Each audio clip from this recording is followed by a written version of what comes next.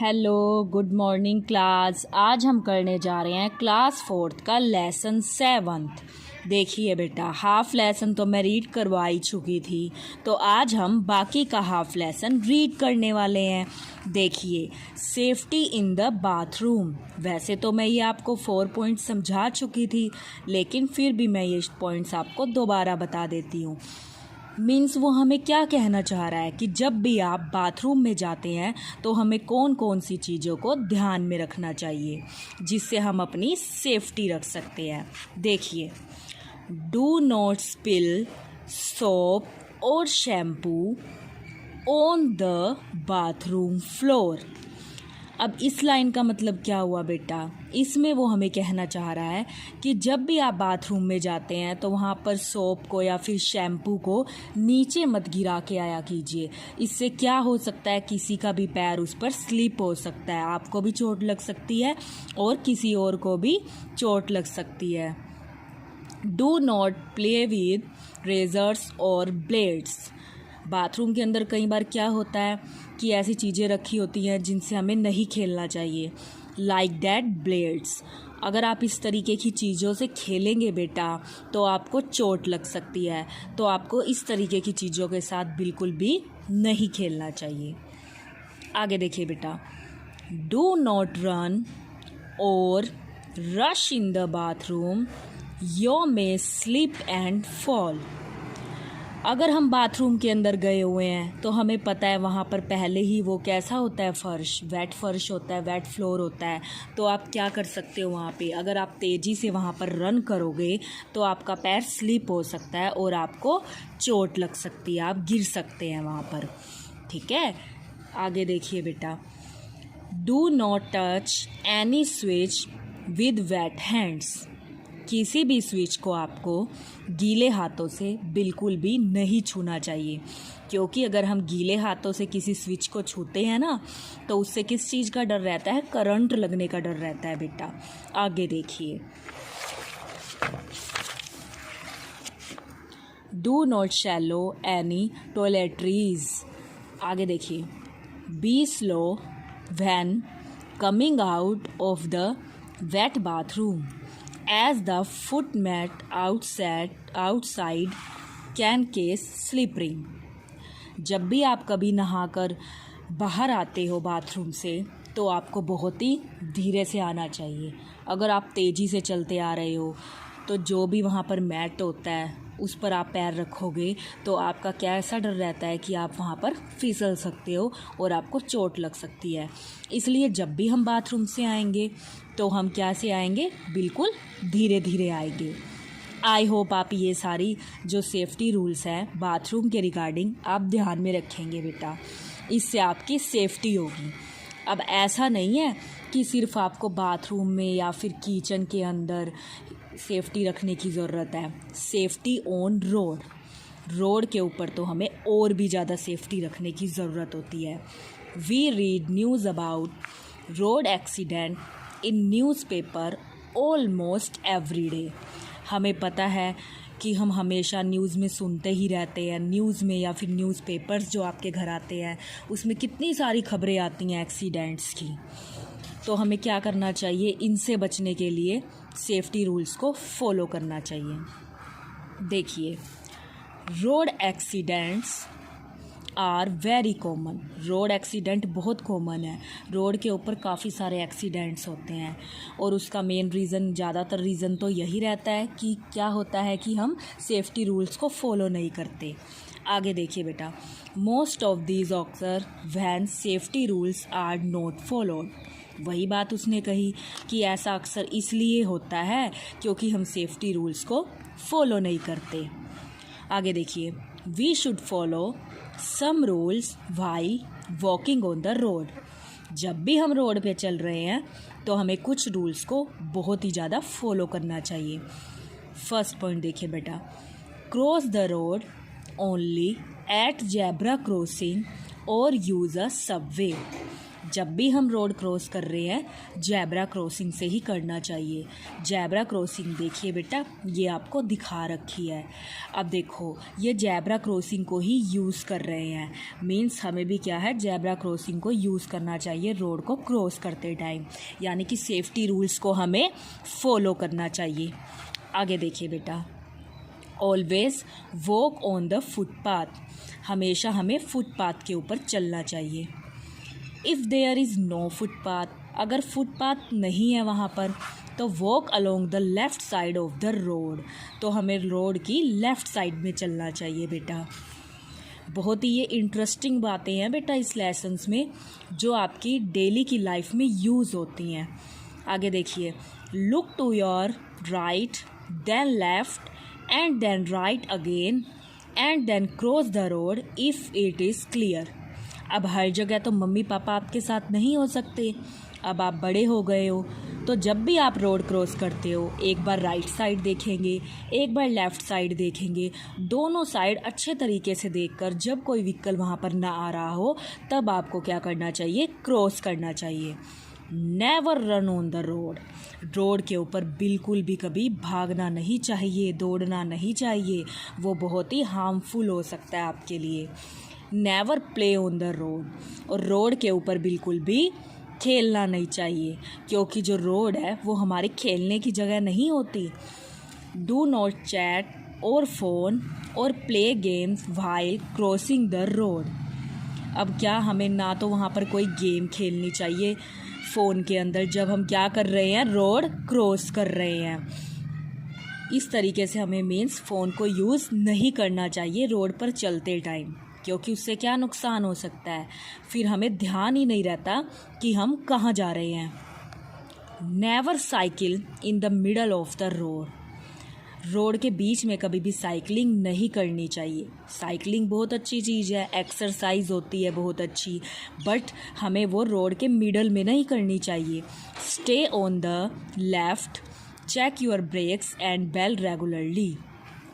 अब क्या है, जब भी हम कहीं पर अपनी साइकिल लेकर जा रहे हैं हमने उसको अच्छे तरीके से देखना चाहिए कि उसके ब्रेक सही हैं, उसकी बेल्ट ठीक है या नहीं है। इस तरीके से हमें पूरा प्रिपेयर होकर जाना चाहिए अगर हम रोड के ऊपर भी जा रहे हैं तब भी। आगे देखिए बेटा, use safety gears like helmet, knee and elbow guards while skating या साइकिलिंग। अब ऐसे ही नहीं कहा जाता कि आप हेलमेट पहना कीजिए जब आप कहीं जाते हो। हेलमेट हमारी गवर्नमेंट ने क्यों लगवा रखा है, देखिए, क्योंकि वो हमारे हेड के ऊपर लगाया जाता है, जिससे हमारे हेड की क्या होती है, प्रोटेक्शन होती है। इसी तरीके से जो भी चीज़ हमें बताई गई हैं कि हमें व्हीकल चलाते टाइम क्या क्या चीज़ें डालनी चाहिए, हमें उन सब चीज़ों को फॉलो करना चाहिए। आगे देखिए बेटा, Why should we walk on the left side of the road? ये इन्होंने आपसे क्वेश्चन पूछा है कि लेफ़्ट साइड में क्यों चलना चाहिए हमें रोड के, क्योंकि वो भी एक सेफ्टी रूल है, इससे हम बचे रह सकते हैं एक्सीडेंट से। आगे देखिए, road accident causes injury to about 50 million people in the world annually. अब उन्होंने एक आपको लगभग सी बात बता दी है कि इतने लोग एक्सीडेंट से क्या होते हैं, मरते हैं लगभग पूरे साल में। आगे देखिए बेटा, सेफ्टी एट प्ले, देखिए जैसे इसमें पिक्चर भी दिखा रखी है, ये बिल्कुल भी सही जगह पर नहीं खेल रहे, इसीलिए उन्होंने क्या साइन दिखा रखा है, रोंग का। क्यों, क्योंकि do not play on the road, वो रोड के ऊपर खेल रहे हैं और हमें रोड के ऊपर बिल्कुल भी नहीं खेलना चाहिए, ये एक बहुत ही गलत चीज़ है बेटा। आगे देखिए, सेफ्टी एट प्ले, अगर हमें खेलते टाइम हमें क्या क्या सावधानियाँ रखनी चाहिए। एवरी चाइल्ड इंजॉय प्लेइंग, हर बच्चे को खेलते रहना पसंद होता है। If we do not follow safety rules while playing, we may get hurt. वैसे तो हमें खेलना बहुत अच्छा लगता है, लेकिन अगर हम खेलते टाइम सावधानी नहीं रखेंगे तो हमें बहुत ही ज़्यादा नुकसान हो सकता है। देखिए बेटा, We should keep the following rules in mind while playing. Do not throw things at one another. जब भी हम आपस में खेल रहे हैं तो हमें फ्रेंडली वे में खेलना चाहिए। फ्रेंडली वे से हमारा मतलब है हमें आपस में प्यार से खेलना चाहिए। ऐसा नहीं है कि हम एक दूसरे के ऊपर अलग अलग थिंग्स, अलग अलग चीज़ें थ्रो कर रहे हैं, फेंक रहे हैं। वो बिल्कुल भी एक अच्छी आदत नहीं है, वो गलत बात है, उससे चोट भी लग सकती है। Never play a rough game, इस तरीके की हमें कोई गेम नहीं खेलनी चाहिए जिससे हमें नुकसान होने का ज़्यादा खतरा हो। The play ground should be safe for playing. Play ground यानी जो हमारा खेलने का मैदान है वो किस तरीके का होना चाहिए? सेफ़ होना चाहिए खेलने के लिए, जहाँ पर इस तरीके की कोई चीज़ ना हो जिससे कि हमें चोट लग सकती हो। Always follow the rules of the game, हमेशा हमें गेम्स के जो रूल्स होते हैं, हर गेम के अपने कुछ रूल होते हैं, उनको फॉलो करना चाहिए और तभी हमें गेम खेलने में मज़ा भी आता है बेटा। वेट फॉर योर टर्न, अपनी बारी आने तक आपको आराम से प्रतीक्षा करनी चाहिए, इंतज़ार करना चाहिए। डू नॉट पुश और पुल एनीवन, कभी भी किसी को धक्का नहीं देना चाहिए। अब जैसे ये बच्चे दिखा रखे हैं, ये एक दूसरे के साथ लड़ रहे हैं, ये बहुत ही गलत चीज़ है। इससे इन दोनों को ही क्या हो सकता है? चोट लग सकती है। आगे देखिए बेटा, if you see broken bottles और ब्लेड्स टेल एन एडल्ट और a guard, do not pick them yourself. अगर कहीं पर भी आपको कोई टूटी हुई बोतल दिखाई दे जाए, लाइक दैट, जैसे कांच की बोतलें होती हैं, या फिर ब्लेड दिखाई दे जाएं, आपको उन्हें खुद नहीं उठाना चाहिए, अपने से किसी बड़े को आपको उन्हें बता देना चाहिए ताकि वो उन्हें वहाँ से उठा लें, जिससे कि औरों को चोट ना लगे। ये तो थे बेटा इससे रिगार्डिंग कि हमें अगर हम खेल रहे हैं तो क्या क्या रूल फॉलो करने चाहिए। अब safety eight swimming pool, swimming pool में हम क्या क्या सेफ्टी रख सकते हैं। अब जैसे समर भी आ रहा है, समर भी चल रहा है हमारा, तो हमें स्विमिंग करना भी बहुत अच्छा लगता है, पानी के अंदर रहना बहुत पसंद होता है। तो अगर हम स्विमिंग पूल के अंदर है ना, तब भी हमें क्या होना चाहिए? बहुत सारी बातों का ध्यान रखना चाहिए। जैसे देखिए ये बच्चा दिखा रखा है, ये कितना इंजॉय ले रहा है, क्योंकि समर के अंदर हमें वाटर तो वैसे ही बहुत अच्छा लगता है, नहाना अच्छा लगता है, लेकिन इसके साथ साथ हमें इनके सेफ्टी रूल्स को भी फॉलो करना चाहिए। देखिए बेटा, why should follow certain rules to prevent accident while swimming, some of such rules as given below. Never go for a swim alone, हमें कभी भी अकेले तैरने के लिए नहीं जाना चाहिए, क्योंकि अभी हम छोटे हैं, किसी ना किसी बड़े को हमें साथ में लेकर ज़रूर जाना चाहिए। Do not go into deep water without a coach और एन एडल्ट, कभी भी पानी के अंदर ज़्यादा गहराई में नहीं जाना चाहिए, किसी बड़े का साथ होना हमारे बहुत ज़रूरी है। आगे देखिए, never push anyone into the pool for fun, किसी को भी हमें धक्का नहीं देना चाहिए मजाक के लिए। Use air tubes while swimming, हमें कभी भी जब हम तैर रहे हैं हमें हमेशा ट्यूब्स को लेना चाहिए, जिससे हम क्या होते हैं? बच सकते हैं पानी में डूबने से। आगे देखिए बेटा, आगे वो हमें कह रहा है, follow the instructions of your elders and coaches, हमेशा अपनी बड़ों की बातों को मानना चाहिए, जो बातें वो हमें बोल रहे हैं। Never try stunt without a coach around, कभी भी हमें पानी के अंदर स्टंट्स नहीं दिखाने चाहिए, जिससे हमें खतरा हो सकता है। When the pool is drained for cleaning, do not play in on around it, जब भी पूल को साफ़ किया जा रहा है उसके आसपास नहीं खेलना चाहिए। Never jump in shallow water as you might hurt yourself badly, कभी भी वहाँ पर जंप नहीं लगाना चाहिए, कूदना नहीं चाहिए, इस तरह के काम हमें बिल्कुल भी नहीं करने चाहिए। आगे देखिए, सेफ्टी वाइल हैंडलिंग फायर, आगे देखो वो क्या कह रहा है, वो कह रहा है you must not handle fire at your age, but if necessary you must be carefully while handling it, हमें वैसे तो आग के साथ खेलना ही नहीं चाहिए जो हमारी एज है, क्योंकि हम अभी बहुत छोटे हैं। लेकिन अगर कभी ज़रूरत पड़ भी जाए तो भी हमें बहुत सी बातों को ध्यान में रखना चाहिए। Do not play with fire. Fire के साथ बिल्कुल भी मीन्स आग के साथ बिल्कुल भी खेलना नहीं चाहिए। आग कोई अच्छी चीज़ नहीं है छोटे बच्चों के लिए, उससे आपको चोट लग सकती है। Do not go very close to a fire. आग के बिल्कुल पास हमें कभी भी नहीं जाना चाहिए। डू नॉट वेयर नायलॉन और synthetic clothes on Diwali and while in the kitchen where cotton clothes. कभी भी हमें नायलॉन के इस तरीके के वस्त्र नहीं डालने चाहिए, कपड़े नहीं डालने चाहिए। और उसका रीज़न क्या है? क्योंकि इस तरीके के कपड़े आग को बहुत जल्दी पकड़ लेते हैं, आप जल सकते हैं उससे। डू नॉट प्ले विद मैस्टिक्स और क्रैकर्स अलोन। कभी भी माचिस जला रहे हैं या फिर पटाखे जला रहे हैं तो कभी भी आपको अकेले नहीं होना चाहिए, कोई ना कोई आपके साथ ज़रूर होना चाहिए। आगे देखिए बेटा, safety in school. Here are some safety measure that you should follow in your school. अगर हम स्कूल के अंदर हैं तब भी हमें बहुत सारी सेफ्टी रखनी चाहिए। देखिए, do not run in corridor और इन द क्लास। ऐसा नहीं है कि आप कॉरिडोर में अब रन ही कर रहे हैं, इधर उधर भाग रहे हैं, वो बिल्कुल भी अच्छा नहीं है। Walk in a line. जब आप स्कूल में आते हैं आपको सिखाया जाता है कि लाइन में चलिए, विदाउट लाइन हमें नहीं चलना चाहिए। Do not push anyone exceptionally when on staircases. अब फिर वही बात आ गई, एक दूसरे को धक्का नहीं देना चाहिए, और स्पेशली तब तो बिल्कुल भी नहीं देना चाहिए जब हम सीढ़ियों पे उतर रहे हैं या फिर चढ़ रहे हैं, क्योंकि उससे आगे पीछे वाले बच्चे क्या हो सकते हैं, गिर सकते हैं, और आप खुद भी गिर सकते हैं। Do not play inside the classroom.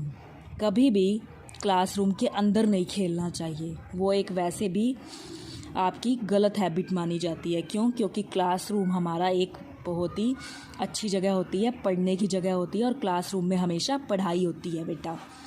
Do not eat और put any object like chalk, रबड़, इस तरीके की चीज़ें इनटू योर नोज़ और ईयर्स। कई बच्चों को आदत होती है ना कि इस तरीके की चीज़ों को अपने ईयर्स में डाल लेते हैं, जैसे चौक हो गई या रबड़ हो गई। इस तरीके की चीज़ों को हमें ईयर्स वगैरह में नहीं डालना चाहिए, इससे हम बीमार पड़ सकते हैं। Do not venture out alone in the school garden और एम्प्टी हॉल्स क्लासरूम। आगे देखिए बेटा, do not go alone any helper in the school unless instruction by the class teachers. अब वो क्या कह रहा है, कभी भी अकेले नहीं साथ में जाना चाहिए किसी हेल्पर के स्कूल की, आपको किसी ना किसी को बता के जाना चाहिए। मीन्स आप स्कूल में कहीं भी जा रहे हो तो आपके टीचर को पता होना चाहिए कि आप कहाँ पर जा रहे हो। Always inform your teacher and then leave the school. हमेशा अपनी टीचर को इन्फॉर्म मतलब सूचना देकर जाना चाहिए कि अब आप स्कूल से जा रहे हैं। Do not talk to strangers and accept any sweets और चॉकलेट फ्रॉम देम। जिसको आप नहीं जानते उससे आपको बिल्कुल भी बातें नहीं करना चाहिए, जो आपसे अजनबी है, जिससे आप पहली बार मिले हो। और अगर वो आपको कोई चीज़ देता है तो आपको वो भी बिल्कुल नहीं खानी चाहिए, क्योंकि कई बार आपको स्कूल से अकेले भी तो घर आना पड़ता है। हर जगह तो पेरेंट्स हमारे साथ नहीं हो सकते बेटा, तो हमें ही थोड़ा स्मार्ट बनना चाहिए। जैसे कि हमें भी किसी अजनबी से ज़्यादा बातें नहीं करनी चाहिए, और ना ही अगर वो कुछ दे तो हमें कुछ भी खाना पीना नहीं चाहिए। इफ़ एनी बॉय और girl bullies you in the school or bus, inform your class teacher। आगे देखिए बेटा, first aid. The first help given to an injured person before the arrival of the doctor is called first aid। जब तक हम doctor के पास नहीं पहुंच पाते और उस पेशेंट को जिसको चोट लगी है हम उसकी खुद ट्रीटमेंट कर देते हैं थोड़ा बहुत, तो उस चीज़ को हम क्या बोल सकते हैं, फर्स्ट एड बोल सकते हैं। आगे देखिए, here are some first aid tips that you can follow in the following cases. जैसे देखिए, 4 नोज ब्लीड, अगर किसी की नाक में से खून बह रहा है तो हम क्या कर सकते हैं? Sit and lean slightly forward so that you do not shallow blood. Hold the lower half of your nose between the thumb and the fingers till bleeding stops. Breathe through your mouth. अब वो यही कहना चाह रहा है, अगर किसी की नाक में से खून आ रहा है तो क्या करना चाहिए? सांस किसके थ्रू लेनी चाहिए? हमें उस टाइम पर माउथ के थ्रू लेनी चाहिए. Do not blow your nose को हमें बहते नहीं देना चाहिए. Lie flat without a pillow for a while, हमें उसे बिल्कुल ही फ्लैट जो होता है, सीधा होता है, लिटा देना चाहिए विदाउट पिल्लो के, बिना तकिए के, ताकि वो बिल्कुल सीधा लेट पाए. तो उससे को क्या हो सकता है, जिसकी नाक में से खून बह रहा है तो उसको थोड़ा आराम मिल सकता है कुछ टाइम के लिए, जब तक कि डॉक्टर नहीं आ जाता. 4 कट एंड वाउंड मीन्स अगर कभी कोई कट लग जाए हैंड में और उसमें से खून निकलने लगे या फिर कोई घाव हो जाए, उस कंडीशन में हम क्या कर सकते हैं? देखिए, wash your hands before touching the wounds, हमें अपने हैंड को क्या करना चाहिए? अच्छे ढंग से वॉश कर लेना चाहिए. Wash the wound with clean water, हमें इस बात का बहुत ध्यान रखना चाहिए कि पानी है जो वो बिल्कुल साफ़ सुथरा हो, क्योंकि वो तो पहले ही जख्म है. अगर आप उसमें गलत चीज़ यानी गंदा पानी अगर उस पर लगा दोगे तो वो तो और ज़्यादा ख़राब हो जाएगा. तो हमें ध्यान रखना चाहिए, अगर हम उस पर वाटर डाल रहे हैं तो वो वाटर बिल्कुल क्लीन होना चाहिए बेटा, साफ़ सुथरा होना चाहिए. Wipe it without cotton dipped in an antiseptic solution, cotton के साथ हमें जिस जगह पर घाव लगा है उसको पहले तो थोड़ा साफ़ कर देना चाहिए, फिर एंटीसेप्टिक लोशन लगा देना चाहिए उसके ऊपर. मीन्स क्रीम आती है एंटीसेप्टिक, जिससे क्या हो जाता है, थोड़ा दर्द कम हो जाता है और सूजन भी कम हो जाती है बेटा. आगे देखिए. फॉर अ माइनर कट, अगर कट बहुत ही छोटा सा है, use an adhesive bandaid, and for a major cut use cotton swab and sterilised bandaid. हमें पता है अगर छोटा मोटा कट लग जाता है तो हम क्या लगाते हैं? बैंडेड लगा सकते हैं. आगे देखिए. 4 बर्न्स, अगर जल जाए तब हमें क्या करना चाहिए? Wash the burnt area with running water, use cold water but do not use ice. देखिए, अगर कभी भी किसी जगह से किसी का कोई पार्ट जल जाए तो आप उस पर पानी तो डाल सकते हैं, यूज़ कोल्ड वाटर, ठंडा पानी भी डाल सकते हैं, but do not use ice, लेकिन आप उसके ऊपर बर्फ़ नहीं लगा सकते. अगर आप बर्फ़ लगाओगे तो वहाँ पर बहुत बड़े बड़े छाले हो जाएंगे उनके. पानी तो डाल सकते हो बट आइस को यूज़ नहीं कर सकते. फिर वही बात आ गई बेटा. Apply N antiseptic cream like Bernoulli और सिल्वरएक्स ऑन द अफेक्टेड एरिया. फिर वही उन्होंने कह दिया कि उस पर क्या अप्लाई कर सकते हो? एंटीसेप्टिक क्रीम लगा सकते हो. फॉर इंसेक्ट बाइट, अगर कभी कोई कीड़ा काट जाए तो apply ice on the affected area. Affected area यानी इफेक्टेड एरिया मीन्स जहाँ पर आपको चोट लग जाए वहाँ पर आप, मीन्स जहाँ पर आपको कोई कीड़ा काट जाए वहाँ पर आप उसको आइस लगा सकते हैं. For bee and wasp sting apply a paste of baking soda with an antiseptic cream. अगर जैसे कि मधुमक्खी होती है वो आपको काट जाए तो आप बेकिंग सोडा लगा सकते हो एंटीसेप्टिक क्रीम के साथ. इस तरीके से आपको कुछ रिलीफ मिल सकता है बेटा. ये लेसन बहुत ही इंटरेस्टिंग लेसन था बेटा. ये लेसन यहाँ पर ख़त्म होता है, तो आपको ये लेसन यहाँ तक पूरा अच्छा कंप्लीट रीड करना है बेटा. और देखिए, आपको ये भी ज़रूर पढ़ने हैं सेफ्टी रूल्स. ये इन शॉर्ट में आपको बता रखे हैं बेटा, क्योंकि इनको मैं पीछे आपको एक्सप्लेन तो कर ही चुकी हूँ. तो आपको एक बार ये डायग्राम भी हमारा पूरा अच्छा देखना है और ये लेसन यहाँ तक कंप्लीट पढ़ना भी है. बहुत ही अच्छा लेसन है बेटा. इससे आपको बहुत अच्छी चीज़ें पता चलेंगी जो आपकी डेली रूटीन में बहुत ही काम आएंगी. तो आपको ये लेसन अच्छे से रीड करना है बेटा. अच्छा रीड करेंगे हम. Thank you. Have a nice day.